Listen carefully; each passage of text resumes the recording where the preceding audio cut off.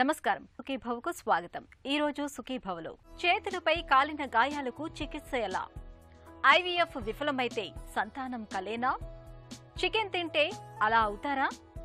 ఆపదలో అండగా critical care, ఇంకా హెల్త్ టిప్. కరెంటు షాక్ కు గురై తీవ్ర గాయాల పాలయ్యారనే వార్తల్ని మనం తరచుగా వింటూ ఉంటాం, టీవీల్లోనూ పత్రికల్లోనూ చూస్తూ ఉంటాం. అయితే ఇలాంటి సందర్భాల్లో తీవ్రమైన వేడి, అధిక ఉష్ణోగ్రత మూలంగా చర్మం పైన, శరీరం లోపల అవయవాల చుట్టూ కాలిన గాయాలయ్యే అవకాశాలు బాగా ఎక్కువగా ఉంటాయి. కొన్నిసార్లు చర్మం పైకి బాగానే కనిపించినప్పటికీ కూడా అంతర్గతంగా లోపల కన్నజాలం బాగా దెబ్బతినే అవకాశం ఉంటుంది. ఎలక్ట్రిక్ బర్న్స్ గా పిలిచే ఇలాంటి గాయాలు చాలా మందిలో ఎక్కువగా చేతుల్లోనే అవుతూ ఉంటాయి. ఈ గాయాలకు సకాలంలో సరైన చికిత్స చేయకపోతే వైకల్యం వచ్చే ప్రమాదం కూడా ఉంటుంది. విద్యుత్ ఘాతం మూలంగా చేతుల్లో కాలిన గాయాలు అయినప్పుడు ఆధునిక ప్లాస్టిక్ సర్జరీల సాయంతో వాటిని ఎలా మరమ్మత్తు చేయొచ్చో ఇప్పుడు తెలుసుకుందాం. విద్యుత్ మనిషికి ఇప్పుడు నిత్యావసరం. ఆధునిక జీవితంలో విద్యుత్ లేకపోతే జనజీవనమే స్తంభించిపోతుంది.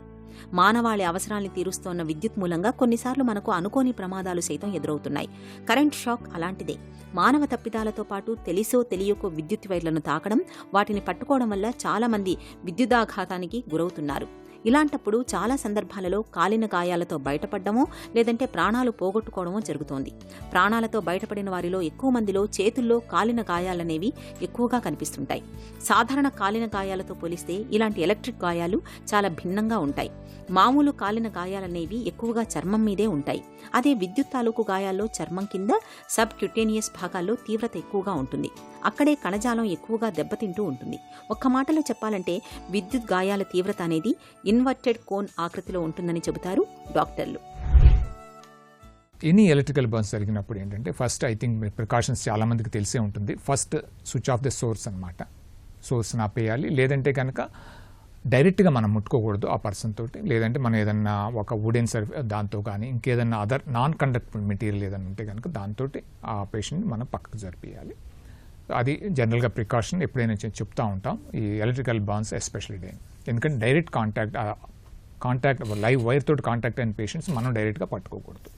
ఈ హ్యాండ్ ఏంటంటే ఎప్పుడైనా చూడాల్సింది ఏంటంటే ఫస్ట్ వన్స్ పేషెంట్ బాగున్నారు, ఫస్ట్ ఎప్పుడైనా సరే హ్యాండ్ జరిగినాక మనిషి బాగున్నాడా లేదా, alive are not, if is alive, ఏమన్నా అదర్ ఇంజురీస్ ఇంకేమన్నా జరిగినాయా ఆర్ ఇంకెక్కడన్నా. అంటే ఎందుకంటే ఎలక్ట్రికల్ బర్న్స్ జరిగినప్పుడు ఏంటంటే జోరులో పడిపోతూ ఉంటారు, ఒక హైట్ నుంచి కానీ ఇంకెక్కడి నుంచి కానీ. ఆ పడిపోవటం వల్ల డ్యామేజెస్ వల్ల కొంతమంది పోతారనమాట. సో అలాంటి ఇంకేమైనా ఉన్నాయి జరిగినాయి అని చూసుకుంటాం అనమాట. ఇవన్నీ చూసుకుని అంత ఏమి లేవు అనుకున్నాక ఫస్ట్ లోకల్ ఎగ్జామినేషన్కి వస్తాం. ఆ ఏరియాలోకి వచ్చినప్పుడు చూసినప్పుడు ఏంటంటే ఫస్ట్ హ్యాండ్ కానీ ఇంకేదైనా మోస్ట్ ఆఫ్ ది టైమ్స్ ఏంటంటే మనకి hand is the contact point అనమాట ఎప్పుడైనా ఎలక్ట్రికల్ బర్న్స్. ఈ హ్యాండ్లో ఫర్ ఎగ్జాంపుల్ ఒక వేలు కానీ 2 వేలకు కానీ ఎక్కడైనా తగిలింది అనుకుందాం స్విచ్ దగ్గర కానీ. And voltage also another important point. తక్కువ వోల్టేజ్ తోటి తక్కువ డ్యామేజ్ జరుగుతుంది. హై వోల్టేజ్ తోటి అరౌండ్ కొన్ని ఏంటంటే థౌజండ్స్ ఆఫ్ వోల్ట్స్ ఉంటాయి. అటువంటి వాటితో మొరాలెస్ ఇన్స్టెంట్ డెత్ అవ్వచ్చు, లేదంటే జస్ట్ న్యారో ఎస్కేప్ అవుతుంది అనమాట. అటువంటి జరిగినప్పుడు డ్యామేజ్ ఇంకెక్కువ ఉంటుంది అనమాట. ఈవెన్ అటువంటి వాటిల్లో కూడా హై వోల్టేజ్ డ్యామేజ్లో ఏం చేసిన అవుట్ సైడ్ డ్యామేజ్ తక్కువే ఉంటుంది, లోపల డ్యామేజ్ ఇంకెక్కువ ఉంటుంది. అసలు ఎలా పాస్ అవుతుందంటే ఈ కరెంట్ అనేది లీస్ట్ రెసిస్టెన్స్ మెటీరియల్ ద్వారా పాస్ అవుతూ ఉంటాయి.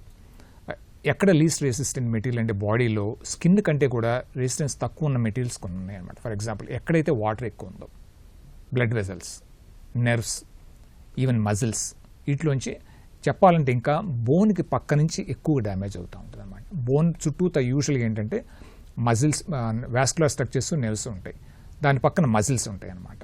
సో వీటిలో నీరు అనేది ఎక్కువ ఉంటుంది, వాటిల్లోంచి కరెంట్ పాస్ అవుతూ ఉంటుంది అనమాట కంపేర్ టు అవుట్ సైడ్ దానికంటే కూడా.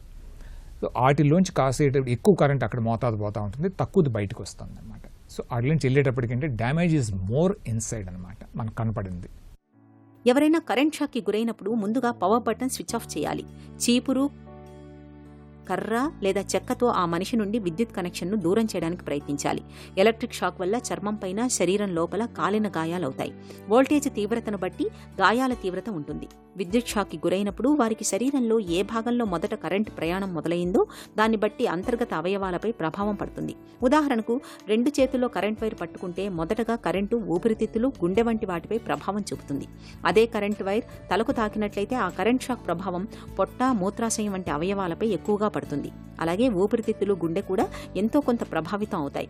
సాధారణంగా కరెంట్ అనేది తక్కువ నిరోధకత ఉన్న వాహకాల గుండా ప్రవహిస్తుంది. అంటే కరెంట్ షాక్ కొట్టినప్పుడు చర్మంతో పాటు రక్తం, రక్తనాళాలు, ఎముకల పక్కన కణజాలం బాగా దెబ్బతినే అవకాశం ఉంటుంది.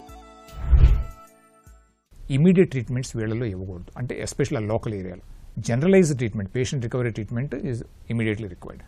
లోకల్ ట్రీట్మెంట్కి ఏంటంటే మనం కాస్త వెయిట్ చేయడం మంచిది. యూజువల్లీ వెయిట్ అంటే ఎన్నాళ్ళు వెయిట్ చేయాలి.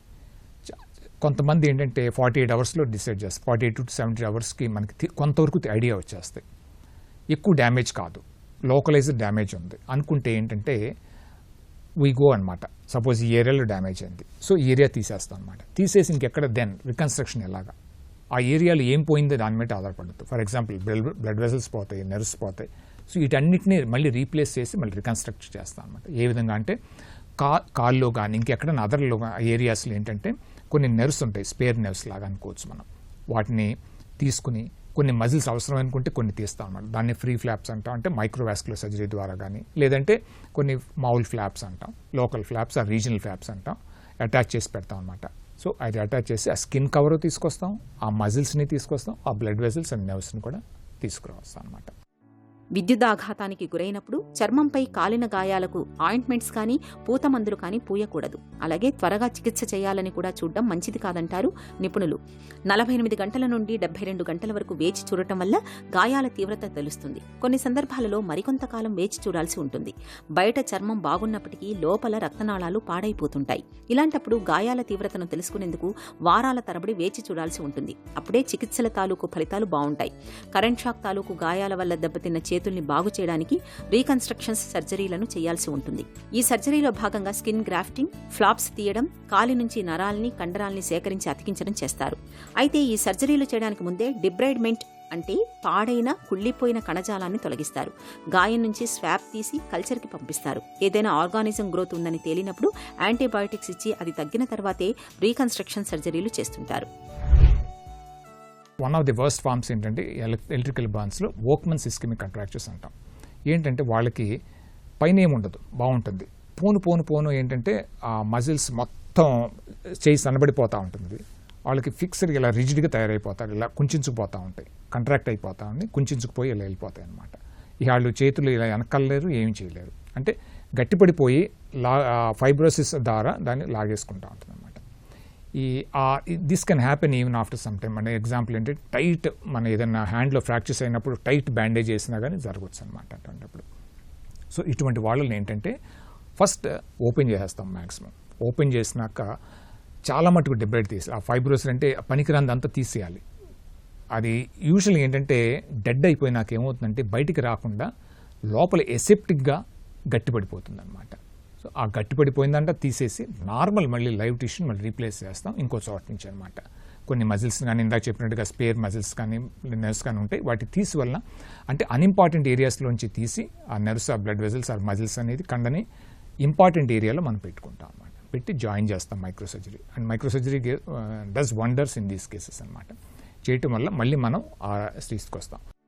విద్యుదాఘాతం వల్ల చేతుల్లో కాలిన గాయాలైన వారిలో కొంతమందిలో ఫైబ్రోసిస్ కనిపిస్తుంది. చేతుల్లోని కండరాలు, చేతుల్లోని కండలు, నరాలు అన్నీ క్రమంగా సన్నగా కుచించుకుపోతుంటాయి. ఇలాంటప్పుడు చేతుల్లో గాయాలను ఓపెన్ చేసి ముందుగా డిబ్రైడ్మెంట్ చేశాక ఆ తర్వాత లైవ్ మజిల్స్ని అతికించాల్సి ఉంటుంది. ఇక కాలిన గాయాల తాలూకు తీవ్రతను బట్టి కోలుకునే అవకాశాలుంటాయి. తీవ్రత తక్కువగా ఉంటే త్వరగా కోలుకుంటారు. స్కిన్ గ్రాఫ్టింగ్, ఫ్లాప్స్, మైక్రో సర్జరీల సాయంతో ఇవాళ కరెంట్ షాక్ తాలూకు గాయాలను చక్కగా చికిత్స చేయవచ్చు. 100కు 100% యథాస్థితికి తీసుకురాలేకపోవచ్చు, కానీ చేత్తో గ్లాసును పట్టుకోవడం, పెన్నుతో రాయడం వంటి దైనందిన పనుల్లో ఇబ్బందులు లేకుండా చూసుకోవచ్చు. ఐవీఎఫ్ వంటి కృత్రిమ గర్భధారణ పద్ధతులు అందుబాటులోకి వచ్చాక సంతాన భాగ్యాన్ని పొందటం చాలా వరకు సులువైపోయింది. అయితే కొంతమంది దంపతులకు ఐవీఎఫ్తోనూ ఫలితం కనిపించని పరిస్థితి ఎదురవుతూ ఉంటుంది. ఎన్నిసార్లు ప్రయత్నించినా ఐవీఎఫ్ విఫలమవుతూ ఉంటుంది. మరి ఇలాంటి పరిస్థితుల్లో సంతానం తీరని కలేనా? ఐవీఎఫ్ ఫెయిల్ అయినప్పటికీ ఆధునిక సాంకేతిక చికిత్సల సాయంతో పండంటి సంతానాన్ని పొందటం సాధ్యమే. జీరో కౌంట్ ఉన్నప్పటికీ, అండాలు పూర్తిగా దెబ్బతిన్నప్పటికీ గర్భధారణను సుసాధ్యం చేయొచ్చని చెబుతున్నారు నిపుణులు. ఐవీఎఫ్ విఫలమైన పరిస్థితుల్లో సంతాన సాఫల్యతను సాధ్యం చేసే ఆధునిక చికిత్సల గురించిన పూర్తి వివరాలు ఇప్పుడు తెలుసుకుందాం. ఫస్ట్ ఐవీఎఫ్కే మనకి ప్రెగ్నెన్సీ రావాలని లేదు. సో ఫస్ట్ టైం చేసినప్పుడు ఒక 50-55 మందికి వస్తుంది. బట్ మిగతా వాళ్ళకి ఏం చేయాలి అని అంటే, వి యూజువలీ అసెస్ ప్రాబ్లం ఎక్కడుంది, ఎందువల్ల కాలేదు, వాజ్ ఇట్ ఎగ్లో ఇష్యూ ఉండేనా, ఎగ్ క్వాలిటీ ఎలా ఉండే, స్పర్మ్లో ప్రాబ్లం ఉందా, ఎంబ్రియోస్ తయారైన తర్వాత ఎలాంటి ఎంబ్రియోస్ ఫామ్ అయ్యాయి, అండ్ దెన్ మంచి ఎంబ్రియో పెట్టిన తర్వాత కూడా మనకి ఇంప్లాంటేషన్లో ఏదైనా ఇష్యూస్ వచ్చాయా, యూట్రస్ పరంగా ఎలా ఉంది, ఇట్లాంటివన్నీ కూడా ఇన్ డెప్త్ అనాలిసిస్ చేయడం అనేది జరుగుతుంది. అది చూసిన తర్వాత మనం ఒకవేళ ప్రాబ్లం ఐడెంటిఫై చేసుకోగలిగితే మరి దానికోసం ఆ ప్రాబ్లంకి నెక్స్ట్ మనం ఎలాంటి దానికి సొల్యూషన్ ఉంటుంది అనేది చూస్తాం. సో రెస్పాన్స్ అది బాగాలేదు, ఎగ్ క్వాలిటీ బాగలేకపోతే స్టిమ్యులేషన్ ప్రోటోకాల్స్లో కొన్ని మార్పులు చేయడం అనేది జరుగుతుంది. స్పర్మ్లో ప్రాబ్లం ఉంది అని అంటే నెక్స్ట్ టైం చేసినప్పుడు టిసా ఆప్షన్, అంటే డైరెక్ట్గా నీడిల్ ద్వారా స్పర్మ్ని ఎక్స్ట్రాక్ట్ చేసే ఆప్షన్ ఒకటి చూస్తాము. ఆర్ స్పర్మ్ సెలెక్షన్ టెక్నిక్స్ అనేవి ఉంటాయి, అది చేయడం జరుగుతుంది. అండ్ ల్యాబ్లో కూడా వేరే టెక్నాలజీ అవసరం ఉన్న టెక్నాలజీ లైక్ అసిస్టెడ్ హ్యాచింగ్ అవసరం పడుతుందా వాటికి, లేదు ఊసైట్ యాక్టివేషన్, లేదు ఇమ్సీ బ్లాస్టోసిస్ట్ ట్రాన్స్ఫర్ చేయడము, ఇట్లాంటి ఏది వాళ్ళకి బెస్ట్ సూట్ అవుతుంది అనేది చూస్తాం. సో స్టిమ్యులేషన్ పరంగా, ల్యాబ్ పరంగా అడిషనల్గా మనము ఏం చేస్తాము. అండ్ అదే కాకుండా ప్రీ ఇంప్లాంటేషన్ జెనెటిక్ టెస్టింగ్ అనేది కూడా మనకి అవైలబుల్ ఉంది. సో ఎంబ్రియోని ముందుగానే మనం స్క్రీన్ చేసుకొని జెనెటిక్ పరంగా బెస్ట్ పాసిబుల్ ఎంబ్రియో ట్రాన్స్ఫర్ చేసుకోవడం అనేది పద్ధతి కూడా అవైలబుల్ ఉంది. సో ఇట్లాంటి ఆప్షన్స్ అన్నీ చూసుకోవాలి. ఎగ్ క్వాలిటీ మనం ఎంత చేసినా బాగుండట్లేదు, లేదు స్పర్మ్ బాగుండట్లేదు అనుకున్నప్పుడు డోనర్ ఆప్షన్స్ కూడా ఉంటాయి. Donor egg, donor sperm options. Or యూట్రస్లో ఇబ్బంది ఉంది అంటే వాళ్ళకి సరగసీ అడ్వైస్ చేయడం. So there lot of options. So ఒక్కసారి ఫెయిల్ అయింది అని ఇంకా కాదు అనుకోవడం అనేది కరెక్ట్ కాదు. సో ఇవన్నీ కూడా మనం ఆప్షన్స్ ఎక్స్ప్లోర్ చేసుకొని నెక్స్ట్ సైకిల్ మనం ఇంప్రూవ్ చేసుకొని వెళ్తే తప్పకుండా సక్సెస్ అనేది ఉంటుంది. నేటి ఆధునిక యుగంలో చాలా మంది అమ్మాయిలు పసితనపు ఛాయలు ఇంకా వీడకుండానే 8 ఏళ్ల వయసులోపే రజస్వల అవుతున్నారు. చిన్నారి పాపల్లో ఇలా ముందస్తు ఋతుచక్రానికి కారణం ఇప్పుడు తినే చికెన్, గుడ్లు, ప్యాకెట్ పాలను చాలా మంది ఒక బలమైన కారణంగా నమ్ముతున్నారు. అసలు ఈ నమ్మకంలో నిజమెంత? 10 ఏళ్లలోపు అమ్మాయిలకు చికెన్ ఎక్కువగా తినే అలవాటు ఉంటే వారు ముందుగానే రజస్వల అయ్యే అవకాశాలు ఎక్కువగా ఉంటాయా? పసితనంలోని పాపాయికి అసలు ఎలాంటి ఆహారాన్ని అందించాలి? వారి రోజువారీ ఆహారం ఎలా ఉండాలి? ఆసక్తికరమైన ఈ వివరాల గురించి ఇప్పుడు తెలుసుకుందాం.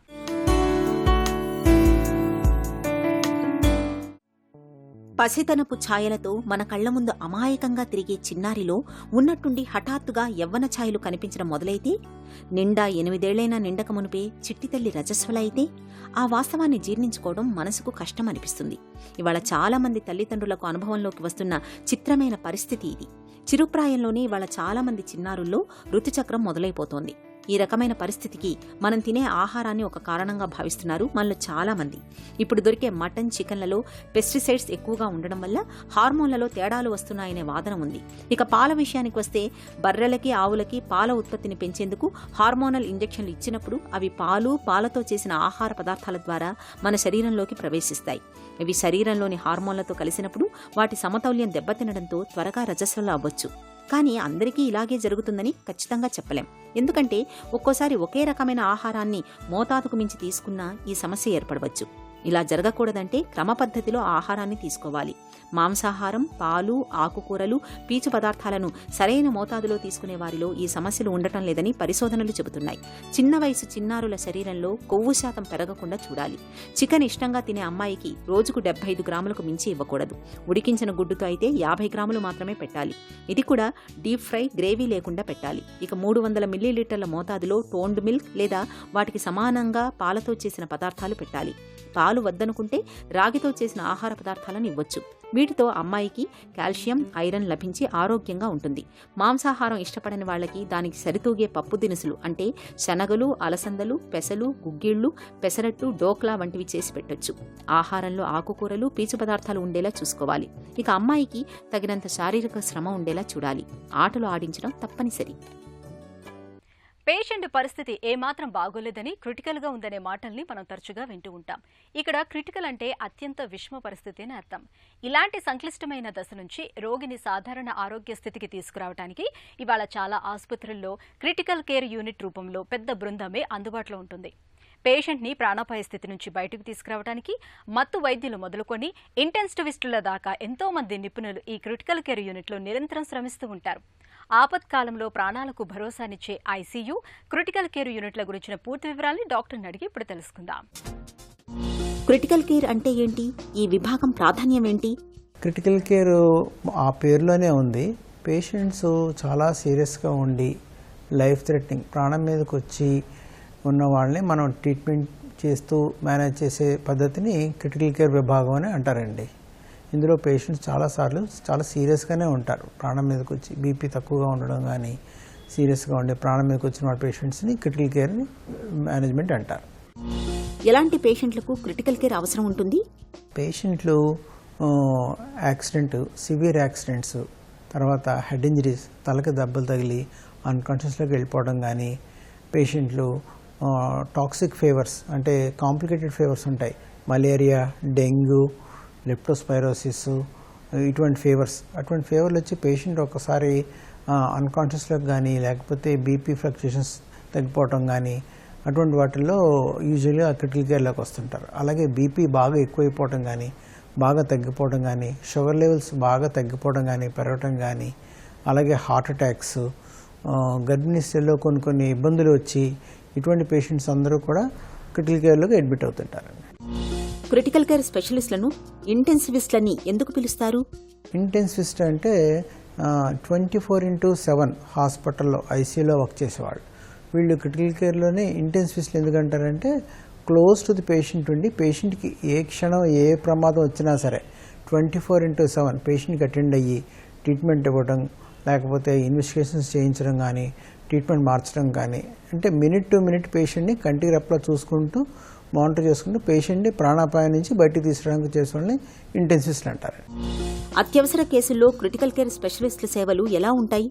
అన్కాన్షియస్ పేషెంట్స్ వచ్చినా, లేకపోతే బీపీ షుగర్ వల్ల ప్రాబ్లమ్స్ వచ్చి రీనల్ ఫెయిల్యూర్ కిడ్నీ ప్రాబ్లమ్స్ వచ్చినా, లేకపోతే పేషెంట్కి ఒకసారి ఆయుస్యం ఎక్కువైపోయి వెంటిలేటర్కి వెళ్ళాల్సి ఉంటుంది. ఆ వెంటిలేటర్కి వెళ్ళినప్పుడు పేషెంట్ వెంటనే 24/7 ఉన్నప్పుడు ఐసీయూలో డాక్టర్స్ వెంటనే కృత్రిమ శ్వాస అంటే నోట్లో గొట్టం వేసి కానీ లేకపోతే మాస్క్ ద్వారా కానీ వెంటిలేషన్ ఇచ్చి, అలాగే పేషెంట్కి ఇంకే విధంగా ఇబ్బందులు ఉన్నా బ్లడ్ తక్కువైపోతే వెంటనే బ్లడ్ ఎక్కించి, ఒకవేళ ఇంకేమైనా ఇబ్బందులు ఏమైనా ఉంటే అవన్నీ వెంటనే చేయడానికి ఇంటెన్సివిస్టులు ఐసీయూలో ఉపయోగపడతారు. ఒక పేషెంట్ కొద్ది సంవత్సరాల క్రితం పేషెంట్ సీరియస్గా ఉండి హెడ్ ఇంజరీతో వచ్చారు. పేషెంట్ యంగ్ పేషెంట్ 20-22 ఏళ్ళు ఉంటాయి. పేషెంట్ పేరు కూడా ప్రవీణ్. అసలు రికవర్ అవడని అందరూ అనుకున్నారు డాక్టర్స్, స్పెషలిస్టులు. ఫార్చునేట్గా మా దగ్గర 2 months ఉండి కంప్లీట్గా రికవర్ అయ్యి తన మటుకు తను నడుస్తూ భోజనం చేస్తూ మళ్ళీ ఈ రివ్యూ కూడా వచ్చాడు. అది చాలా హ్యాపీ అయిన విషయం, సంతోషం. రెండోది ఒక మామగారు 60 years ప్లస్ ఆవిడ ఐసీయూలో హార్ట్ ఆగిపోతే సిపిఆర్ చేసి కంప్లీట్గా రికవర్ చేసి ఇంటికి పంపించాం. క్రిటికల్ కేర్ యూనిట్లో టీం వర్క్ ఎందుకు ముఖ్యం? ICU actually is a team work అండి. ముఖ్యంగా ఏంటంటే ఐసీయూలో ఒక ప్రాబ్లం అంటూ ఉండకపోవచ్చు, పేషెంట్కి చాలా ప్రాబ్లమ్స్ రావచ్చు. పేషెంట్కి ఎవరికైనా యాక్సిడెంట్ అయ్యింది, సో వెంటనే తనకి హెడ్ ఇంజరీ అయింది అనుకోండి, సో దానికి న్యూరోసర్జన్ అవసరం ఉంటుంది. అలాగే బ్లడ్ అవసరం అయితే బ్లడ్ బ్యాంక్ అవసరం ఉంటుంది. ఆపరేషన్ తీసుకోవాలంటే ఎనస్థీషియా డాక్టర్ గారు ఎనస్థిస్ట్ అవసరం ఉంటుంది. అలాగే ఓటీ సిస్టర్ ఉంటుంది. సో వీళ్ళందరినీ యాక్టివ్గా చేసుకుని క్రిటికల్ కేర్ వాళ్ళు ఉంటారు. అలాగే ఒక పేషెంట్కి పొట్టలో ప్రాబ్లం ఏమైనా ఉంది, సో ఐసీయూలో ఉన్నారు, వెంటనే ఆపరేషన్ చేయాల్సి వచ్చింది. సో ఇంటెన్సివిస్ట్ ఏం చేస్తారంటే ఎనస్థీషియా డాక్టర్ గారితో, అలాగే ఆపరేషన్స్ డాక్టర్ గారిని, ఓటీ సిస్టర్ని వీళ్ళందరినీ యాక్టివేట్ చేసి కలెక్టివ్ టీం వర్క్ ఉంటుంది. అలాగే కొంతమంది పేషెంట్స్కి బీపీ షుగర్ వల్ల కిడ్నీ ప్రాబ్లమ్స్ అన్నీ వస్తాయి. సో వాళ్ళకి నెఫ్రాలజిస్ట్ కావాలి, అంటే డయాలసిస్ చేయవలసి ఉంటుంది. సో ఫిజిషియన్స్ వస్తారు, డయాలసిస్ చేసే నెఫ్రాలజిస్ట్ చూస్తారు, తర్వాత క్రిటికల్ కేర్ ఫిజిషియన్ చూస్తుంటారు, అలాగే ఇంక ఏ స్పెషాలిటీ ఆ స్పెషాలిటీ, అలాగే చెస్ట్ పెయిన్ వచ్చింది కార్డియాలజీ డాక్టర్, అలాగే టీం వర్క్ అందరూ కలిపి టీం వర్కింగ్ చేస్తుంటారు. క్రిటికల్ కేర్కు సంబంధించి ఇటీవలి కాలంలో వచ్చిన మార్పులేంటి? క్రిటికల్ కేర్ లాస్ట్ 10 yearsలో ఇండియాలో చాలా బాగా డెవలప్ అయిందండి. వెస్ట్రన్ కంట్రీస్లో 20 years నుంచి డెవలప్ అయినా ఇండియా లాస్ట్ 10 yearsలో బాగా డెవలప్ అయింది. ఆల్మోస్ట్ కామన్ పీపుల్కి బాగా రీచ్ అయింది కూడా చెప్పొచ్చు. అలాగే ఏంటంటే ఇప్పుడు డయాలసిస్ కిడ్నీ పాడైపోయాయి, CRRT అనే ఎక్విప్మెంట్ వచ్చింది, అది ఇండియాలో చాలా చోటుకు వచ్చేసింది. అలాగే కోవిడ్ లోపల ఎక్మో, సో పేషెంట్కి గాలి అందట్లేదు, రిఫ్రాక్టివ్ హైపాక్సియా వచ్చి ఆక్సిజన్ లెవెల్స్ తగ్గిపోతున్నాయి అనుకోండి, ఎక్మో వచ్చింది. అలాగే బోల్డ్ లేటెస్ట్ డ్రగ్స్ వచ్చాయి, బోల్డ్ యాంటీబయాటిక్స్ వచ్చాయి. ఇవన్నీ కాకుండా డాక్టర్స్ కూడా well train doctors, well train paramedics and nurses are available across in India. అందుకనే ఇండియా మెడికల్ టూరిజం కింద బాగా డెవలప్ అయ్యి now we are doing a good number of cases with good outcome. Patients కూడా బాగా రికవర్ అవుతున్నారు. ఐసీయూలోకి అందరినీ అనుమతించకపోవడం వెనుక కారణాలేంటి? అందరినీ అనుమతించకపోవడం అంటూ ఉండదు, ఎలా చేస్తాం. కానీ ఏంటంటే అండి, ఇప్పుడు 24/7 ట్రీట్మెంట్ జరుగుతూ ఉంటుంది. ప్రతి క్షణం ఏదో ఒక ఇంజక్షన్ మార్చడం చేయటం అనేది జరుగుతుంది. సో అస్తమానం పేషెంట్స్ వస్తే నర్సెస్ ఇచ్చే ట్రీట్మెంట్, డాక్టర్స్ ఇచ్చే ట్రీట్మెంట్ కొంచెం అడ్డు ఉండే అవకాశం ఉంటుంది. అలాగే రెండోది ఏంటంటే వీళ్ళకి లిమిటెడ్ అవర్స్ ఉంటుంది. మార్నింగ్ బ్రేక్ఫాస్ట్ టైము, మధ్యాహ్నం లంచ్ టైము, రాత్రి టైము వాళ్ళు వచ్చి పేషెంట్ని చూసి పలకరించవచ్చు, తినే పేషెంట్ అని అంటే ఫుడ్ పెట్టచ్చు, ఇవన్నీ జరుగుతుంటుంది. కాకపోతే ఫ్రీక్వెంట్గా వస్తే దీంతో పాటు పేషెంట్తో పాటు కొంత డస్ట్ ఇచ్చే అవకాశం ఉంది. ఎస్పెషల్లీ ఇండియన్ సినారియోలో ఇన్ఫెక్షన్ తొందరగా వచ్చే అవకాశం ఉంది. దానివల్ల పేషెంట్ అవుట్కమే ఇబ్బంది, అందుకని లిమిట్ చేస్తుంటాం అంతే. బట్ పేషెంట్ సీరియస్గా ఉండి, క్యాన్సర్ ఉండి, టెర్మినల్ కేర్ ఉండి ఐసీలో ఉన్న వాళ్ళకి పేషెంట్స్ అలౌ చేస్తాం. ఒక్కొక్కసారి పేషెంట్ కూర్చోమని, వాళ్ళతో గడపమని, టెర్మినల్ కేర్ అంటే జీవితంలో last few hours to few days ఉన్న వాళ్ళని మనం టెర్మినల్ కేర్, స్పెషల్ కేర్ తీసుకుంటూ ఉంటాం. క్రిటికల్ కేర్ యూనిట్ ని ఆపత్కాలంలో మన ప్రాణాలకు భరోసానిచ్చే ఆత్మీయ నేస్తంగా చెప్పుకోవచ్చు. ప్రాణం రెపరెప కొట్టుకునే సంక్లిష్ట స్థితి నుంచి మనల్ని సురక్షితమైన స్థితికి తీసుకొచ్చే వరకు నిపుణులైన వైద్య బృందం క్రిటికల్ కేర్ యూనిట్ లో నిరంతరం శ్రమిస్తూనే ఉంటారు. ఒక చిన్న చిట్కా మీకోసం. గొంతులో ఇన్ఫెక్షన్ కు తేనె చక్కగా పనిచేస్తుంది. గొంతు నొప్పితో బాధపడుతున్నప్పుడు నీళ్లలో గాని పాలల్లో గాని కాస్తంత తేనెను వేసుకుని తాగండి. గొంతులో ఇన్ఫెక్షన్ ఇట్టే తగ్గిపోతుంది.